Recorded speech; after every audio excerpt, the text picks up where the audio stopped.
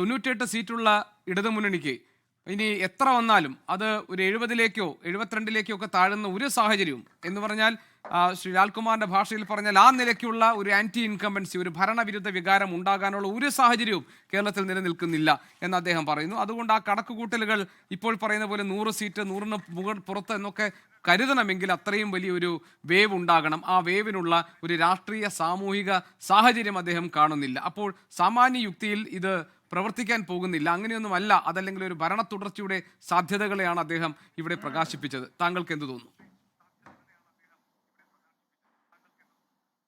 അല്ല, ഇലക്ഷൻ കഴിഞ്ഞില്ലേ, ഇനിയിപ്പോൾ വോട്ടെല്ലാം പെട്ടിയിലാണ്. ഇങ്ങനെയുള്ള അവകാശവാദങ്ങൾക്ക് യാതൊരു പ്രാധാന്യമില്ല. ഇത് ലാലിപ്പോൾ കുറേ നാളായിട്ട് കോടതിയിൽ പ്രാക്ടീസ് ചെയ്യുന്നതുകൊണ്ട് അദ്ദേഹം ഈ പണ്ടത്തെ പോലെ ജനങ്ങളുമായിട്ട് സമ്പർക്കം കുറവാണെന്ന് തോന്നുന്നു. ഇപ്പോൾ ഇവർ വിചാരിക്കുന്നത് ഈ പിണറായി വിജയൻ 80 വയസ്സുള്ള ഒരു നേതാവിൻ്റെ ഫ്ലെക്സുകൾ ഓരോ 100 മീറ്റർ കൂടുമ്പോൾ കേരളത്തിൽ അങ്ങോളം ഇങ്ങോളം ഈ വനിതാ മതിൽ എന്നൊക്കെ പറയുന്ന പോലെ ഇങ്ങനെ ഒരു ലിങ്ക്, ഒരു ചെയിനായിട്ട് ഇങ്ങനെ വെച്ചാൽ ആൾക്കാരെല്ലാവരും ഇറങ്ങി മറ്റാരുണ്ട് എന്നാണ് ചോദിക്കുന്നത്. ഈ ആൾക്കാർ ഒരു സാധാരണ ജനങ്ങളുടെ ഒരു അവർക്കുള്ള അവരുടെ ഒരു കോമൺ സെൻസിനെ, സാമാന്യ യുക്തിയെ വെല്ലുവിളിക്കുന്ന രീതിയിൽ അങ്ങനെയൊക്കെ ചോദിച്ചാൽ മറ്റാരായാലും മതി എന്ന് ചിന്തിക്കുന്ന ഒരു സാഹചര്യത്തിലേക്ക് കേരളം മാറി എന്നാണ് എനിക്ക് തോന്നുന്നത്. ഇപ്പോൾ ഈ 98-ൽ നിന്ന് 72-ലേക്ക് കുറയുക എന്നുള്ള മറ്റൊരു യുക്തി, അതാണല്ലോ ഇവിടെ കഴിഞ്ഞ കുറേ കാലമായിട്ട് ഒരു മാസമായിട്ട് ഇവിടെ പലരും പറയുന്നൊരു കാര്യമാണ്. അത് നമ്മൾ ആലോചിച്ചാൽ മതി. ഇപ്പോൾ 2001-ൽ AK ആൻ്റണി വന്നത് 99 പ്ലസ് MA വാഹിദ് കഴക്കൂട്ടത്ത് സ്വതന്ത്രനായിട്ട് ജയിച്ചത് കൂടി കൂട്ടി 100 സീറ്റിൽ ആണ് ജയിച്ചത്.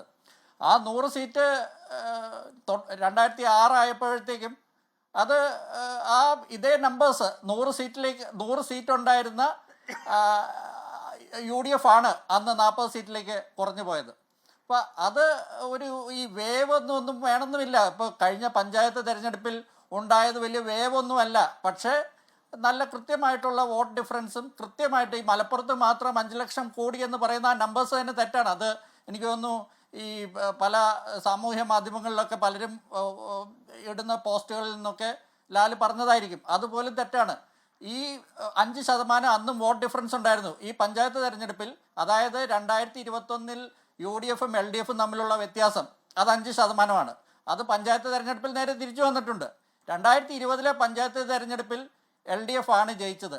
സാധാരണ 96 മുതലുള്ള തെരഞ്ഞെടുപ്പ് നോക്കിയാൽ 95 മുതലുള്ള പഞ്ചായത്ത് തെരഞ്ഞെടുപ്പിൽ ഇവിടെ ഏത് മുന്നണിയാണോ ജയിക്കുന്നത് ആ മുന്നണിയാണ് പിന്നീട് അധികാരത്തിൽ വരുന്നത്. അന്നൊക്കെ 6 മാസം മുതൽ 8 മാസം 9 മാസം വരെ ദൈർഘ്യം ഉണ്ടായിരുന്നു ഈ 2 തെരഞ്ഞെടുപ്പുകളിൽ. ഇത് കൃത്യം 100 ദിവസം മുൻപ് നടന്ന ഒരു തെരഞ്ഞെടുപ്പാണ്.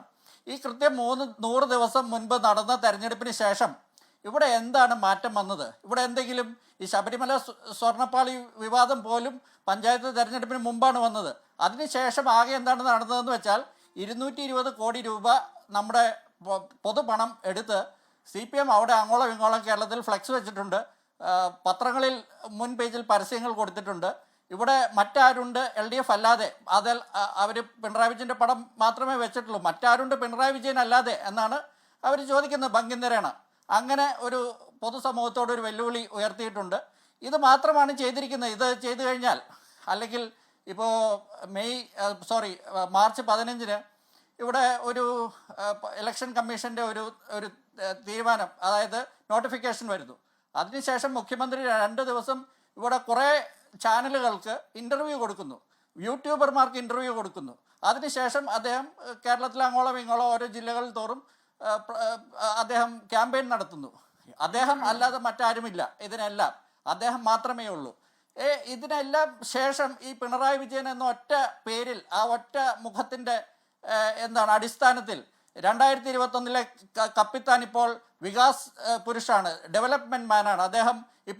അദ്ദേഹം ഇല്ലെങ്കിൽ കേരളത്തിൽ ഇവിടെ ഒന്നും നടക്കില്ല. ഇവിടെ വികസനം വേണമെങ്കിൽ പിണറായി വിജയൻ വേണം. പിണറായി വിജയൻ സമം വികസനം.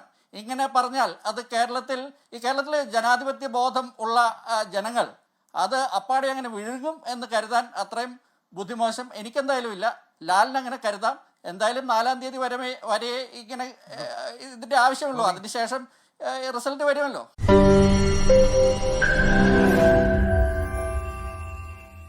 ലോകത്തെവിടെയായാലും ഏത് സമയത്തും 24 വാർത്തകളും ഓഗ്മെന്റഡ് റിയാലിറ്റി പാക്കേജുകളും എക്സ്പ്ലെയിനറുകളും വിശദമായി കാണാൻ ഞങ്ങളുടെ യൂട്യൂബ് ചാനൽ നിങ്ങൾക്ക് സബ്സ്ക്രൈബ് ചെയ്യാം.